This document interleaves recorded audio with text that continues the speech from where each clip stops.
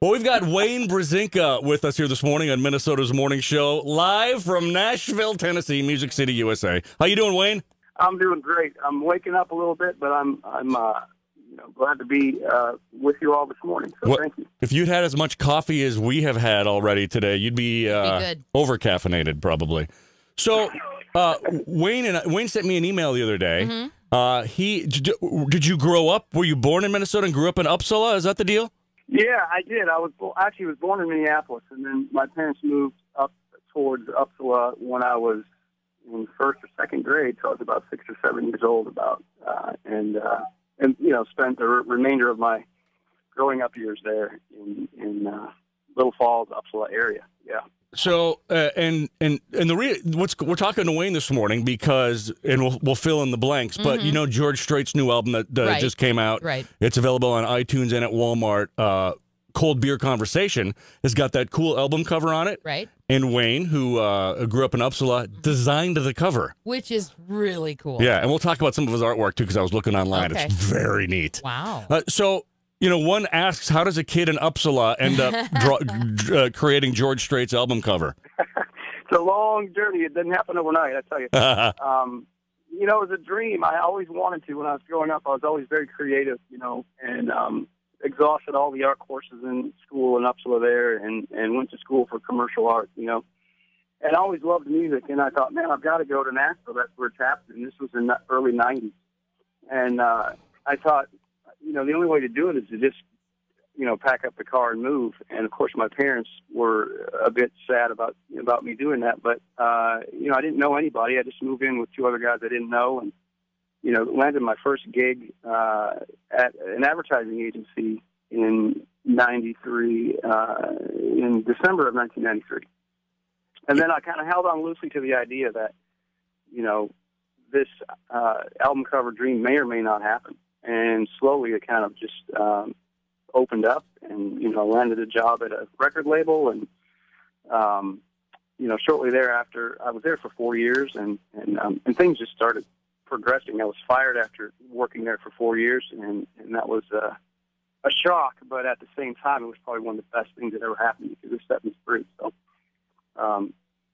it's a long journey. And then, of course, you meet people along the way as you are connecting and working with other folks in the industry. So it's funny. A lot of kids grow up wanting to move to Nashville to be country music stars. It's a pretty unique dream to grow up and want to move to Nashville to be an album cover, designer or artist. That's pretty unique and focused. It is, yeah. I thought, gosh, man, it's a big dream, and if I don't do it, it may not never happen. So I've got to at least go for it because I didn't want to grow up, and be my kids be grown up and gone out of the house and me, reflecting back and going, man, I wish I would have moved to Nashville and pursued, what I wanted to do. So unless you go after what you really want to, what your passion is, you'll never know. So with your listeners, whatever it may be, I would encourage everybody to just, grab it and go for it because if you don't, you'll never have another chance. So when you started doing album covers and designing and creating, did you have a particular artist on your radar that you sort of always wanted to design for? That's a great question. There are Nashville, of course, is Music City, like Pete had mentioned, but my career in albums or record CDs, at a Christian record label. So at that time, I don't know if y'all are familiar with Stephen Curtis Chapman and Yep. Sure. Bob Carlisle, Yep. But Bob Carlisle, he had the big, hit Butterfly Kisses in the late, mid-'90s, right. I guess. That was the first album. He had a best of album that came out, and so that was my first project with the record label. And, Stephen Curtis Chapman, still going strong today, but was able to, work with him as well. And, but it's just so fun, to be able to meet the artists and sit down with them and find out what they're looking for and what they, may want, because it represents them, it represents their record inside the package. So, U2 is on my bucket list. I would love to work with U2. There's a few out there, but I'm a music fan all around. You know, Radiohead, U2, country. I mean, this George Strait record is phenomenal. It's classy. You know, I don't know if y'all have had a chance to listen to the whole thing, but it's a really, really great record. So, what are some of the artists you have designed albums for? Some others. I was looking at the list earlier. It's pretty cool. Yeah, some of the other artists. Let's see. My mind is going blank here. But Willie Nelson. I actually got an email from Sony in New York this week, and they're wanting to pitch me for another Willie Nelson record. So I was pretty stoked about that. But Alison Krauss, Mo. There's a jam band called Mo. You know, Stephen Curtis Chapman, Jars of Clay. There's a few. You know, Dwight Yoakam.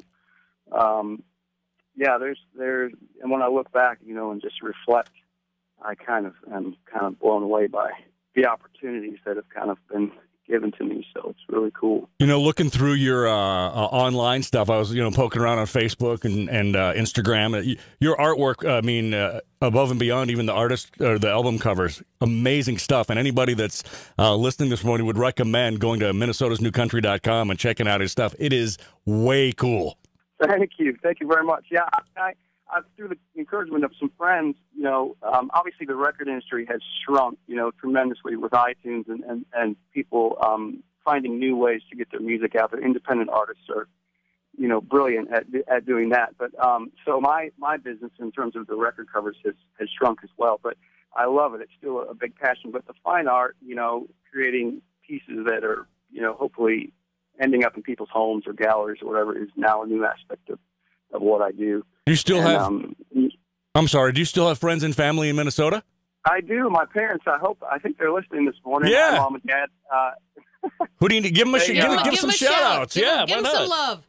Yeah, I'm sure. You know, hello, Kathy and Dan Brezinka. So, yeah, they're there and live in Uppsala, near Uppsala. You know, that's their circle. St. Cloud, Little Falls, Uppsala, and of course some aunts and uncles are still there. And my dad's family's huge. I mean, he grew up with 19 brothers and sisters. So. Well, Wayne, I appreciate you spending some time with us this morning, and I can't stress enough, we have got online at minnesotasnewcountry.com. Wayne was kind enough to share us sort of a photo timeline of designing George Strait's album cover. It's very cool. You can check out his other work and stuff. And thanks for spending some time and visiting with us this morning, Wayne. We really appreciate it, and best of luck to you moving forward, too. Pete and Cindy, thank you. I do want to say this. If you would visit me online on my website and also on your site to see the gallery of the retrospective, click like, you know, comment on this post that I made yesterday, Instagram, Twitter, or Facebook. And then also, I'd like to give away one of George's CDs to a random person that may comment. So go to my page, find me online, and I'd love to give this away. So. All right, that's awesome. Yeah. Cindy, go register. I'm going to do that. No, and keep us in the loop moving forward, too, when you got other projects going on. We'd love to kind of follow what you're doing. Pete and Cindy, thank you so much. I'm grateful. Thanks, Wayne. Have a great day. Thank you. Take care. Bye-bye. All right.